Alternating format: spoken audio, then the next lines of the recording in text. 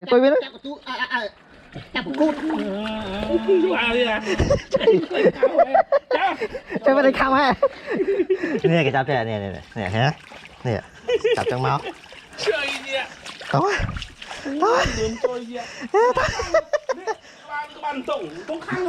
chuẩn đi lươn đấy nè chạp trong máu nè đọt nữa này rồi đập nó tiết nó không tiết thì chắc với ăn cái này mà không mà đâu tí cái lỗ của nó cái chạp Ôi, ôi chỗ tắm nào ấy.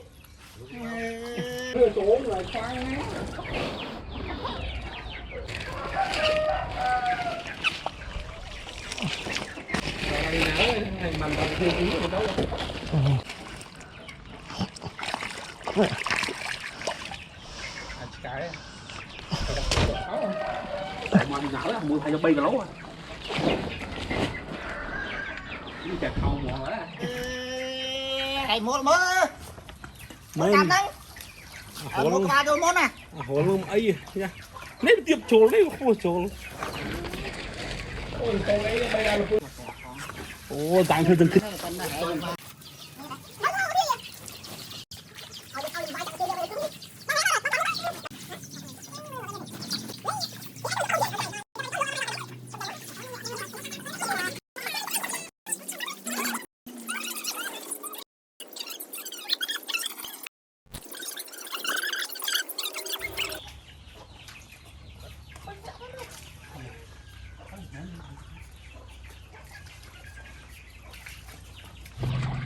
đồng phân đó là mình không mua mình rất nên tự bơi mình rất nguồn thống mà ô muốn ăn đi không à. muốn ăn đi ăn đi giống mọc pi lôi wow không ăn đâu không ăn tao không mua này mà khơi được ai mà khi lấy vui tiệt gì Rồi yeah. Cặp nhau thêm chào đến. ăn đây nữa nè Mình cần khai không này. không khăn này rồi nó mới là khăn của ai này chắc đây là người nó chắc người làm phí này chắc đừng quá khám đáy anh nghe nhau đi dạ tục anh chơi lại khám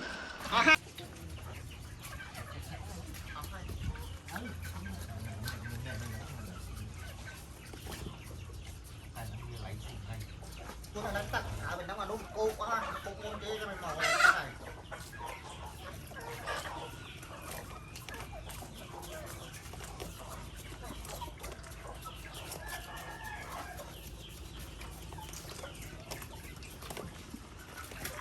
Và pan ăn đây. có mỏi cho suối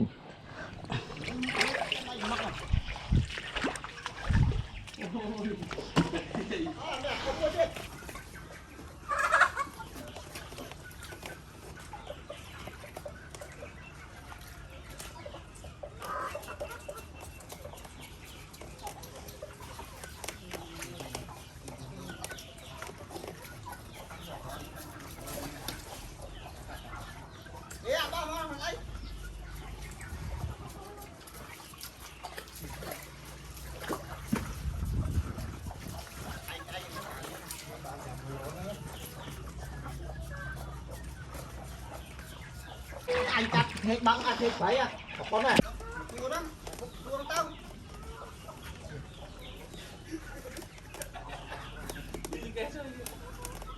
Thả 7 mét bay à?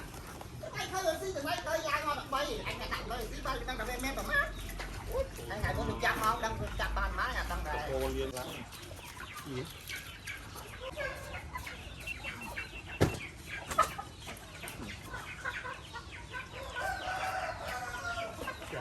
anh quát chốt à chẳng mau nếu mới tiết nhỉ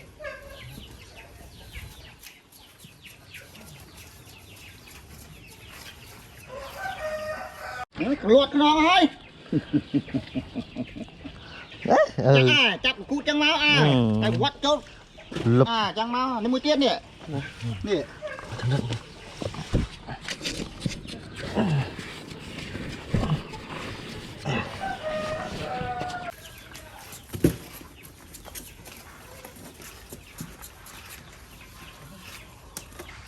đã chặt đang mà chung nó không có lô bên đâu miền tiền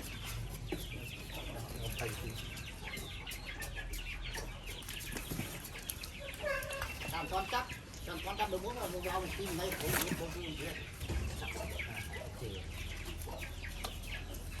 nó sớm nó ba sớm cô lên ăn cô nó bị trâu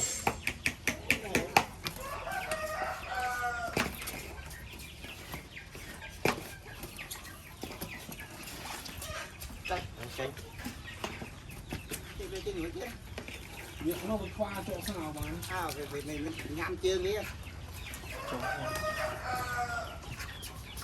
chế nhà lang chế chặt đặt không về tôi rồi Đây.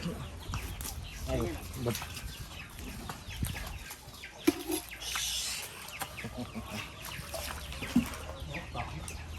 Tòn đó nè.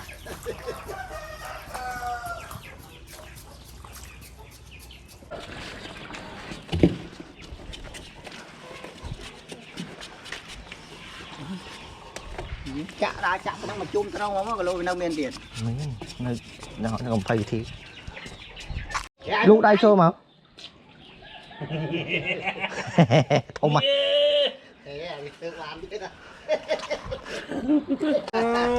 Ở đây nắng chó nắng gần. Cho chật nữa.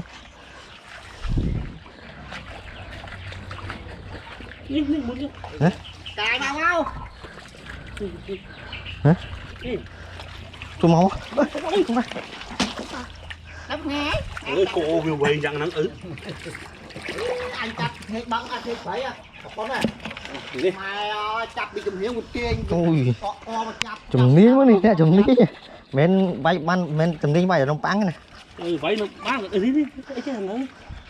Tại việc thầy khăm đó. Ở đây. Ở đây sao?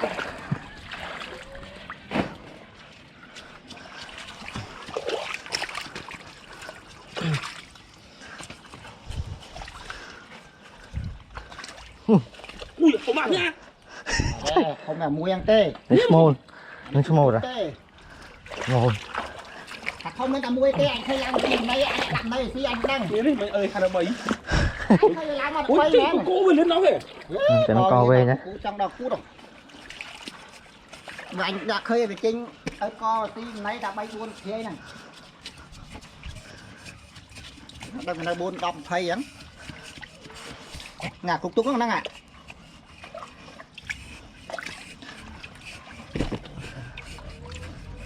Còn mình rửa tay cài ra đúng không? Nó bên là cái bài này đang lên. Múc xuống lấy. Mặc lố vậy.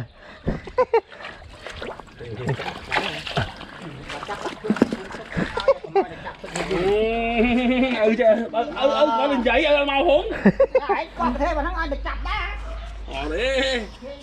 Còn mát thế mình đây. Chả bàn cái bố chứ này. Cái ốc vậy. Trời ơi làng đàm này nó cái đó. Rồi người ta.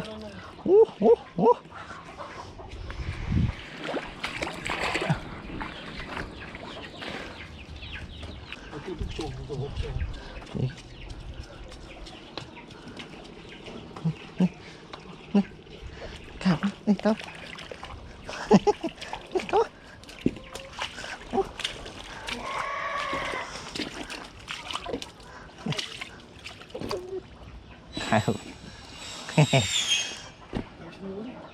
Cả mình đang cãi trốn. Trời.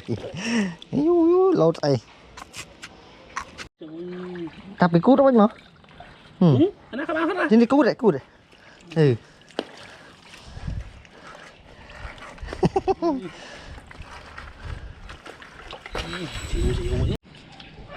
Này, bạn này, nó bật hòn này. Lại đi chụp piccolo. Đúng không?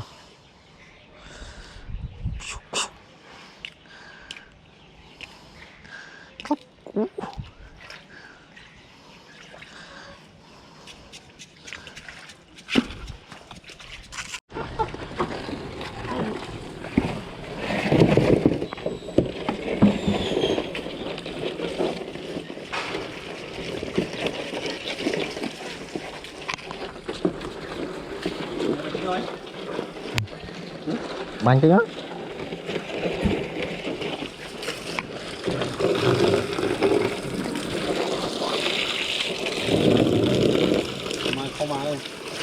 tí cái lỗ nó đọt nữa này rồi đập nó tiết nó không tiết bây giờ chắc với ăn kia kìa này ăn kia là